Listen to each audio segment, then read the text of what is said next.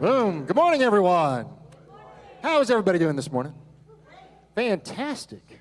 It's a beautiful day outside, isn't it? The sun is shining. It's a beautiful day. If it's your first time here at Center of Unity, we just want to welcome you. And if you're joining us on the internet, Facebook or YouTube, we just want to say, fantastic. Glad you're here. We are thrilled that you're here. And if you're on the Facebook or the YouTube, just put a little note in there and let us know. Say good morning. Say hallelujah. Say something. Let us know that you're out there. We're going to go ahead and get started this morning with this song.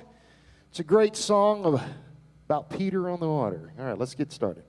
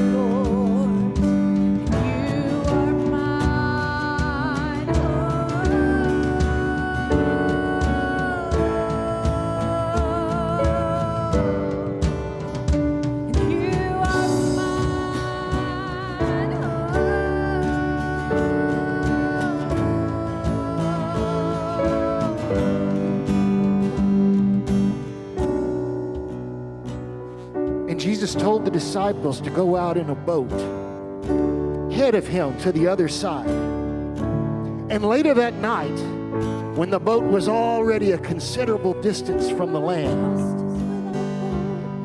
there was a storm that came. And the wind blew, and the waves crashed.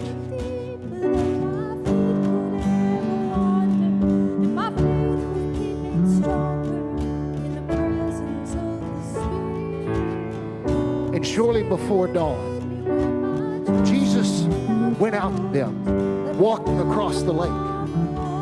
And when the disciples saw him walking across the lake, they were terrified, and they thought perhaps it might be a ghost. And Jesus said to them, hey, no, wait, it's me. It's me, take courage, don't be afraid. And Peter called back, he said, Lord, if it's you, tell me to come out onto the water. And Jesus had the best line right here. He said, come. And so Peter stepped out of the boat and he started walking across the water towards Jesus. And he looked down and he saw the waves and he heard the wind and he became afraid and he started to sink. And Jesus reached down and he grabbed him and he said, Peter, why do you doubt? Why do you doubt, Peter? The storm is still blowing today. There's sickness, there's fear, there's disease, there's lack, there's want, there's anger towards our fellow man, but God is calling us to step out of the boat. God is calling you to step out of the boat, to leave your comfort, to leave the safeness of the boat, and to be in the light to be the light in the darkness, to be a voice of comfort, to be peace in the struggle.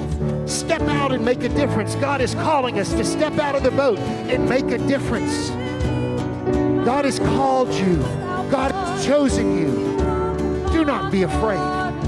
Step out of the boat. God will never, ever fail you. God will never, ever fail you.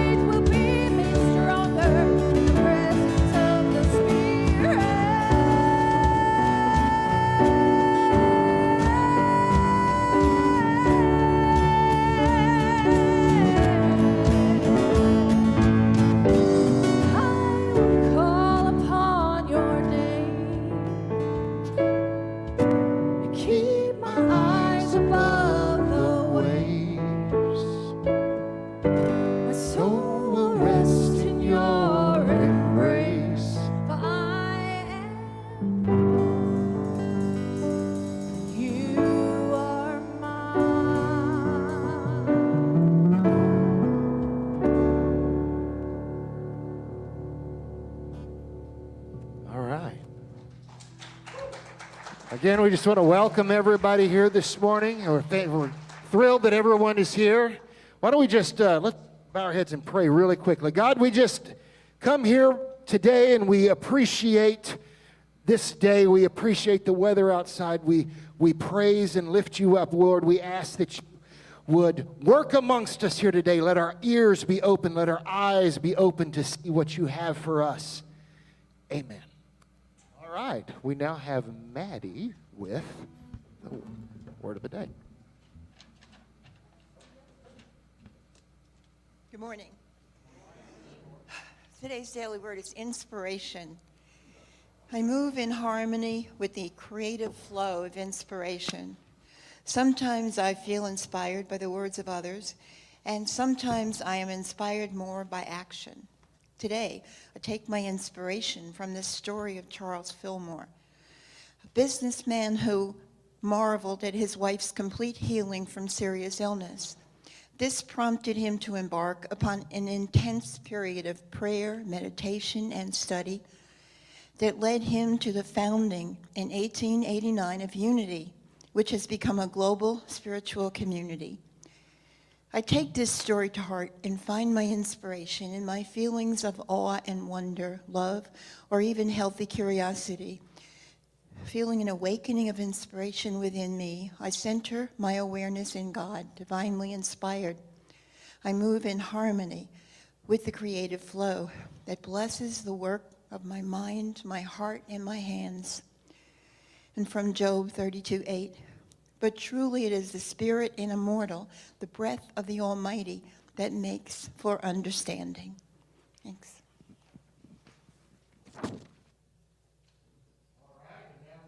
Glenn, do you want to move us into our meditation? Do we want to go into our meditation from here? You are already meditating.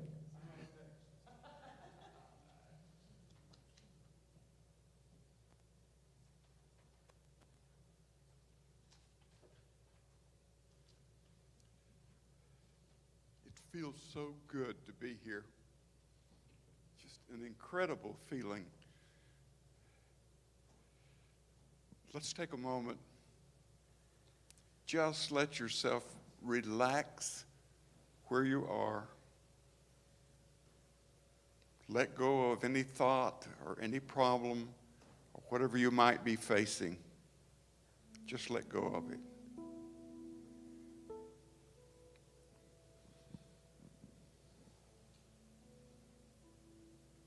Thank you, Father, for this moment. And help us to truly see who we really are.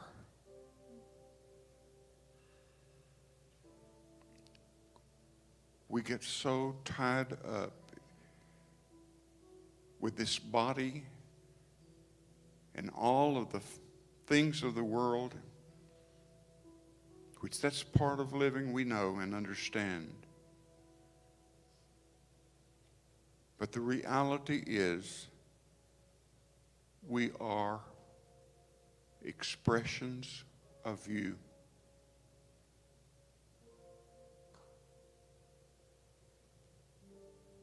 We're here to express all that you've taught us. But most of all,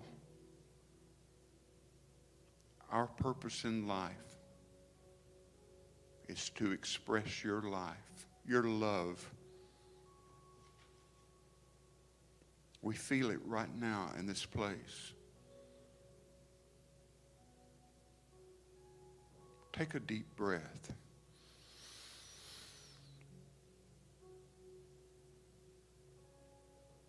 And maybe another deep breath.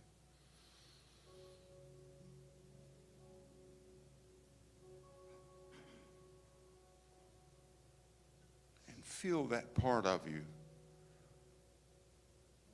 that's really not of this world.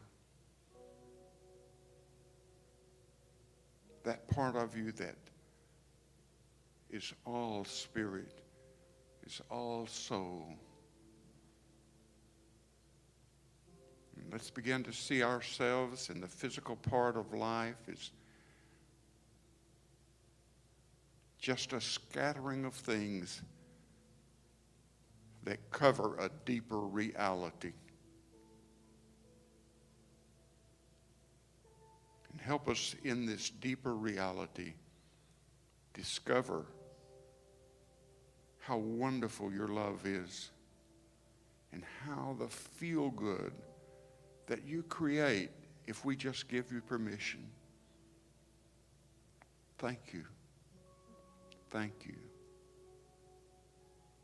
Bless us now as we listen to this message and discover all of the aspects of the purpose we have right here, right now.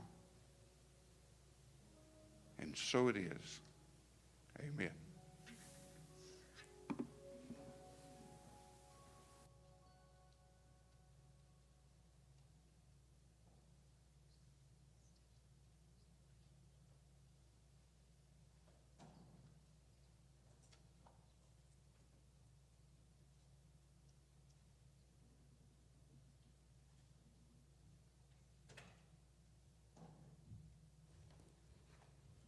Watch me fall.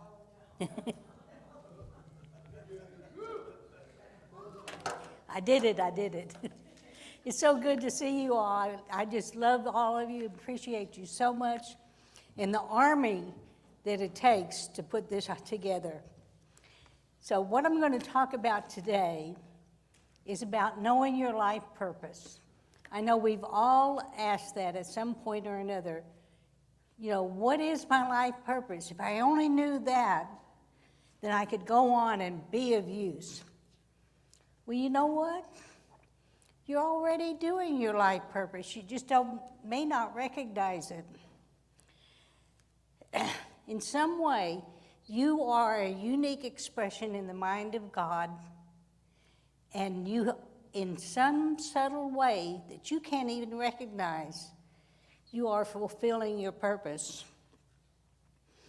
Sometimes we just need to be hit upside the head with a 2x4 when we can't go within and recognize it.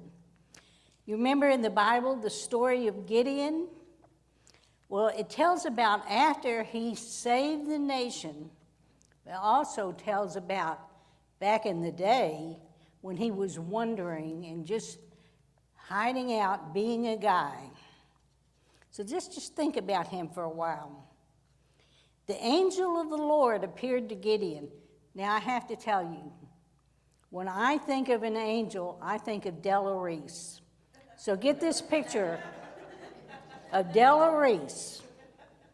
Okay, she appeared to him when he was down inside the wine vat where he'd sowed some wheat and he was threshing wheat because he was hiding from the marauding tribes of the Midianites that would sweep across the land and take everything.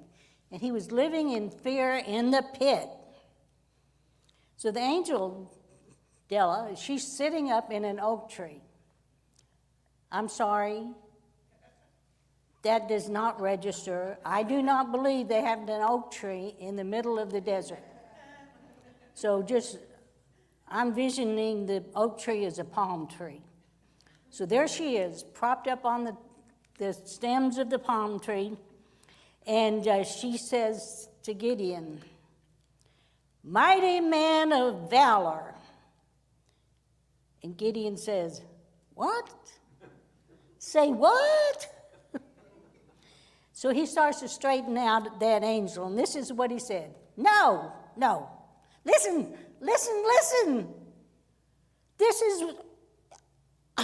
I am of the smallest tribe in Israel. And in that tribe, my family is the weakest family in the whole tribe. And in my family, I'm the one least thought of. So no, you've got it wrong. And the angel says, "Shut up. Just get up and go with what you have." So she's in effect saying, just start where you are with what you have now. This is fine. Just go with what you got. God saw him as a warrior. He didn't see himself as a warrior. But ultimately, he lived his fulfillment and he saved the nation. Well, not all of us have that kind of a destiny where we're going to go around and save our nation. I think we're more like the little kid, the little Dutch kid that saved his nation by just putting his finger in the dike. I think that's more of the common man kind of approach. But we all have an effect of saving a nation, whether it's a nation, or maybe it's the nation of our family, or the nation of me and you. We don't know. But we have the power to do something. You know, we don't have to be a Gideon. We can just be ourselves. So I want you to close your eyes for a minute and just think of a winter postcard or a Christmas card, and it's just a beautiful scene with the snow and the peace and the lights in the sky, the stars, and it's so quiet and so peaceful. We may have even lived in that experience ourselves of a beautiful snow, and there's nothing more quiet and peaceful than a snowy night. Well, this is what we do. We're like those snowflakes that we may be one insignificant snowflake, but together we can cover the landscape with peace and with quiet. So think of that. If your purpose is praying for peace, and there are 20 million others for praying for peace, you cover the landscape.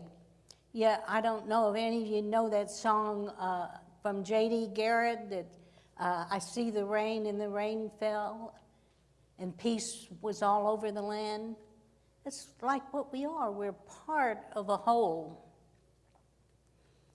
So if you see a need to pray for peace and you recognize that you're doing that, you're recognizing your purpose. So every opportunity that you have to pray for peace, just do it again and again and again and again and then again.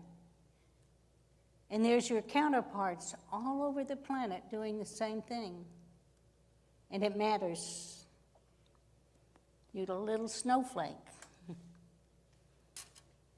So I was reading something and it talked about 7 categories of your life purpose. And so that inspired me to do this. I think about people fulfilling their life purpose. I think about Matthew with his new job, and he's fulfilling a purpose. He's in a medical center as an administrator of billing. Now, he may not be doing hands-on healing, but he is participating in healing because he's removing stress from people that wouldn't know what they were doing if he were not there to intercede. So you see, whatever your job is, and you have that role, think about that.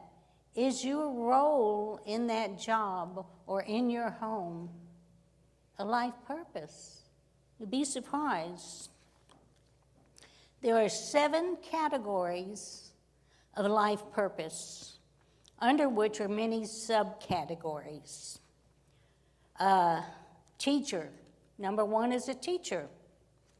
That means you're responsible for taking in information and disseminating it to others.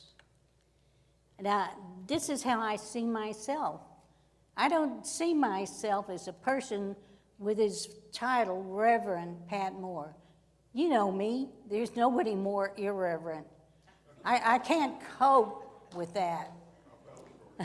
But I can cope with being inspired by these things and bringing what I've read to you. So I see myself as a teacher. If you've been a housewife in your early years, you're teaching your family. Many times you're doing this role of teaching and you don't realize that that's a life purpose. The second one is healer. We just talked about Matthew working in the medical center. Everybody in the medical center is doing some kind of healing. I remember I used to do what Matthew did for a living, and there was a girl that kept, when she'd answer the phone, and she'd say, "What's your problem?" And so I had to speak with her and say, healing begins with you. You don't want to approach someone like that. I know that your intent is good, but maybe we could just twist it a little bit and say, what kind of problem are you having? Is that, what's your problem? You might be a healer in some other way. I think about the story about Mr. Rogers. This is my very favorite thing. When he was a young boy, I don't know if he saw it in the newspaper or heard it on the radio or however, but there was a disaster.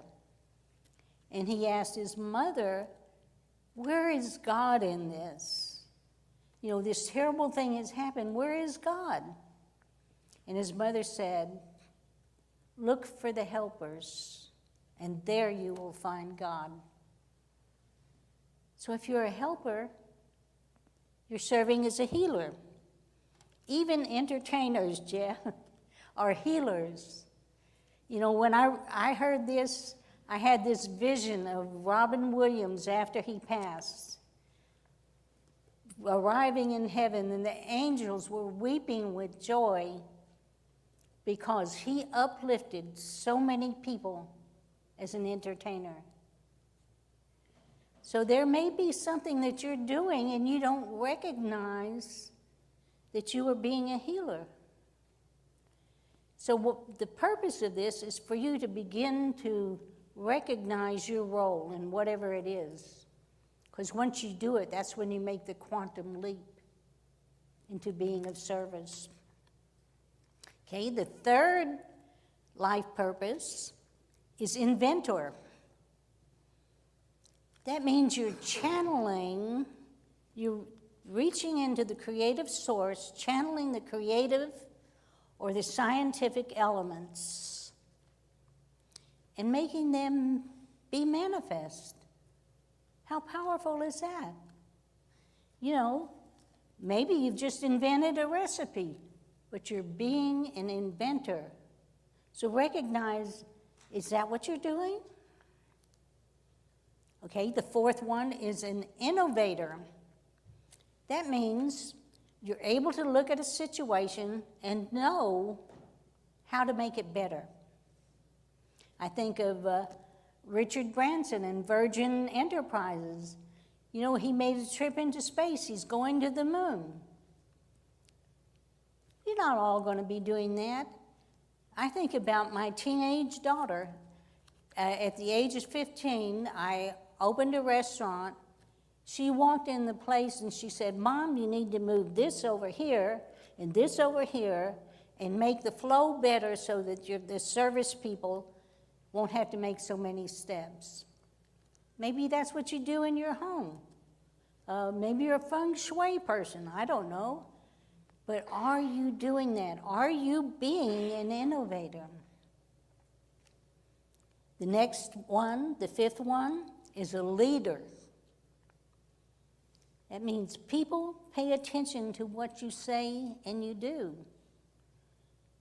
Too bad some of our leaders haven't put that holiness to their task, but they'll come around.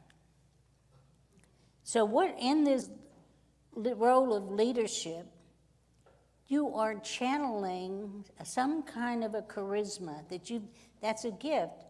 It's also a gift you can acquire.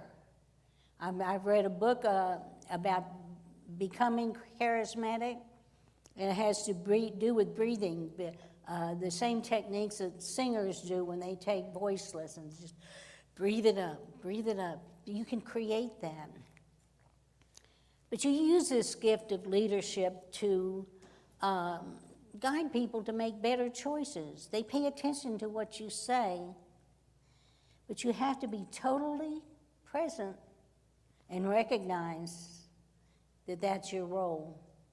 You know, you just may be the leader of kindergarten, I don't know.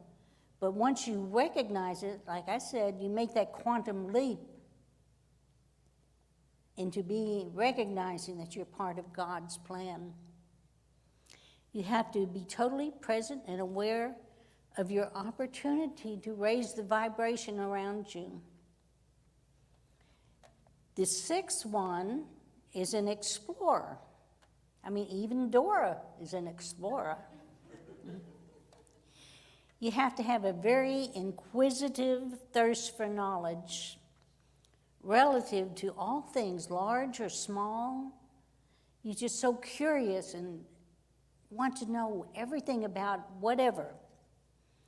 You're looking out at things that exist and want to understand them better, whether it's an atom or a territory. You're still being an explorer. If that's what you're doing, does that strike a bell with you? Then recognize that and apply it consciously. The seventh one is a pathfinder. There are many elements associated with being a pathfinder. You're helping people with their path along their journey, Nicole, right? This is associated with social workers or counselors or life coaches, or even if your friends have come to rely on you as someone to guide them rightly, to give them just plain old talk and common sense. You're a pathfinder. A pathfinder frequently will couple up with one of the other purposes. Actually, we all do that. We have more than one. It's a category, subcategories. Especially for those of us who have been chosen, or who have chosen, as a life contract to be alive right now, when the world is in chaos. From the time we were born, this is our destiny. We consciously chose this to uplift and heal the planet. Even if you're a snowflake, you have an effect. And it's interesting to know that because of us choosing to be here at this time, whether you're in a New Thought religion or ordinary religion, just whatever, or no religion at all, you've chosen this. You've chosen to be here to make a difference, to be part of the net of safety for our planet. So when you complete one life cycle that we talked about earlier, there's generally a 7-year life cycle or a 10-year life cycle. And if you examine your own life, you can look back on major events, whether it was childbirth, getting married, getting divorced, changing jobs. there is frequently that pattern of 7 years, 10 years, where you've made a major life change. And those are the times that whether the change was your idea or not, you're going through some kind of change, and you think, oh God, what am I doing here? How did I get here? You know, what is this? What is my life purpose? How am I going to live the rest of my life? That's a major event and a shift in your consciousness where you choose going from one life purpose to expanding into another life purpose. So you can look back and make a map of your own life. Gail's, even though it's a psychological book, Gail Sheehy wrote a book called Passages. And she describes this as the brilliant roadmap of adult life shows the inevitable changes we go through in our 20s or 30s and beyond. I remember the trying 20s, where you leave the safety of home and you venture out into the world. That's when we begin trying on the uniforms that each change brings us. This is what we do when we're making a contract to be here on this planet. We choose a school uniform. It may be one gender or another, or somewhere along the spectrum. It may be a color of this color or another, or some color along the spectrum. It serves our purpose as a school uniform to learn what we have to learn. And there shouldn't be drama and arguments about how you're expressing in your school uniform. It's like the consciousness that I had in high school when Birdville played Irving, and each school thought that they were the better one. That's what we're doing when it's just as simple as we've chosen a school uniform. You know, often at the beginning of a life cycle, it's when we say, what is my purpose? Okay, so now we've just learned about the 7 categories of your life purpose. The thing to realize about the common thread is that you're channeling information from Spirit and expressing it. So whether the task is dramatically great or just vitally small, the foremost soul purpose is really none of these. Every person on the planet, when we choose to come here, we forget what we've learned from Spirit at another level. We have to come in here and we have to start all over. And the ultimate soul purpose that all of us have, whether you know it or not, is to know God, to remember with God, to understand and have that intimate relationship. And when you begin to know God and you recognize that, oh gee, this is my sole purpose, I've been doing it, then, as I said, you make that quantum leap in your being effective. And you do it every day. When you come across the opportunity to express your soul purpose, you've changed it from the mundane into the divine, your divine purpose. And you know God. You have this intimate relationship, and it's show me the way. You talk to God, and you have this intimacy with the divine. The other one is to know your own godliness.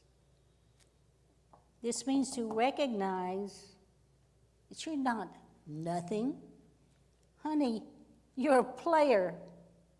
You are a player in the divine purpose of this planet. That means something. It means to recognize that you are indeed a unique expression in the mind of God. And it gives you a little strut there because you know you're doing something.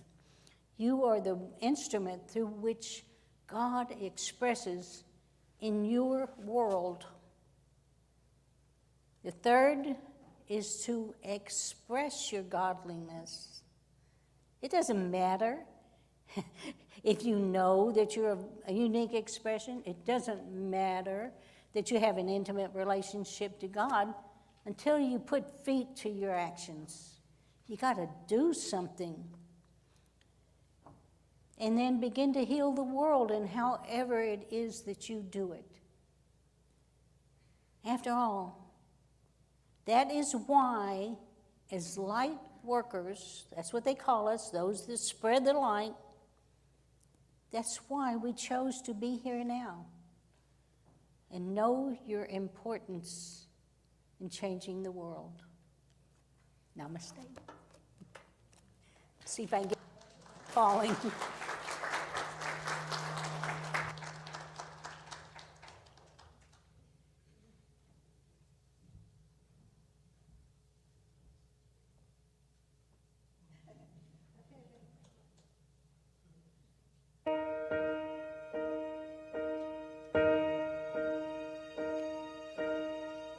I can almost see it, that dream I'm dreaming, but there's a voice inside my head saying, you'll never reach it.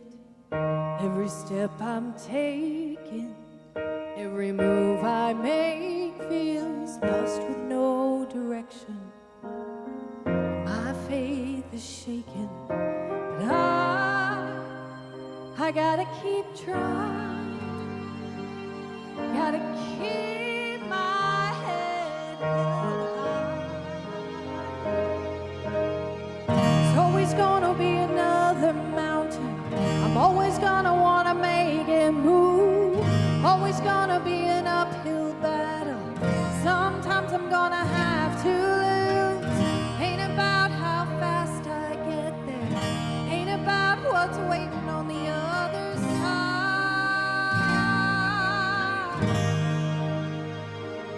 It's the climb.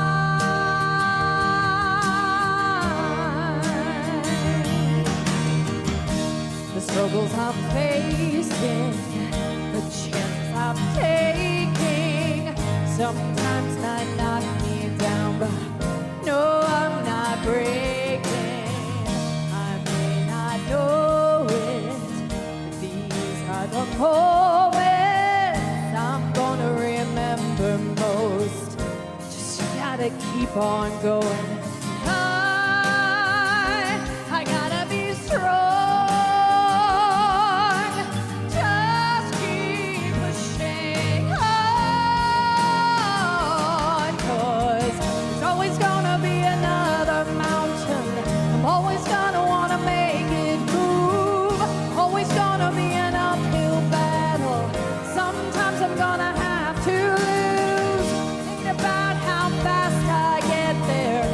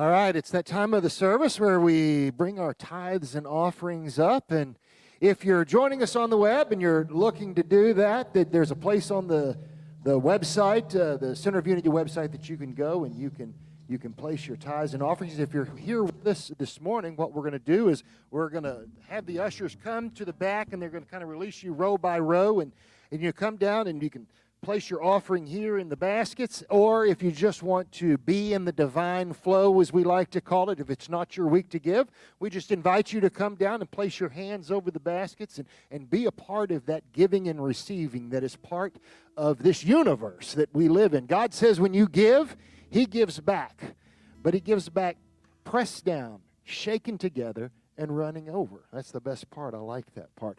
Also an affirmation right here. So when you step down and come down, grab one of these affirmations and let that be a light in your life this morning. So let us put up here our offertory blessing. Divine love, as me, blesses and multiplies all that I give, all that I receive, and all that I am.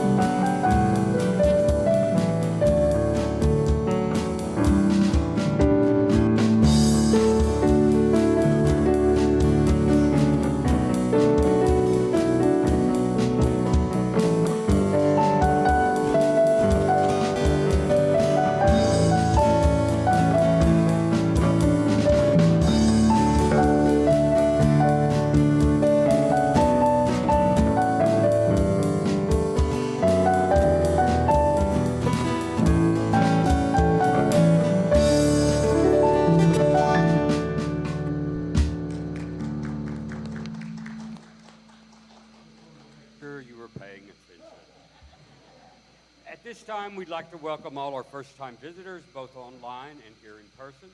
If you're watching online, please go to our website, www.centerofunity.org, and fill out the Connect card you'll find there. For those that are here, please take out one of the visitor cards in the back of the pew in front of you and fill it out. You can leave that in the offertory or welcome desk as you leave. Again, welcome to everyone. And our appreciation this week goes out to Nick Bell. Here, Nick. He does wonders with our AV and live streaming needs. A lot of new things have happened here at Center of Unity, AV-wise, in the last several months, and he has conquered those with grace and ease. Also, Nick graduated from college last week, so give him his props for that. So, to Nick, we say, we love you, we bless you, We truly appreciate you. We behold the Christ in you. Namaste. And now for our announcements. Here's what's coming up at Center of Unity. Join us this Saturday on Zoom as we discuss the book Lakewood, a Novel by Megan Giddings.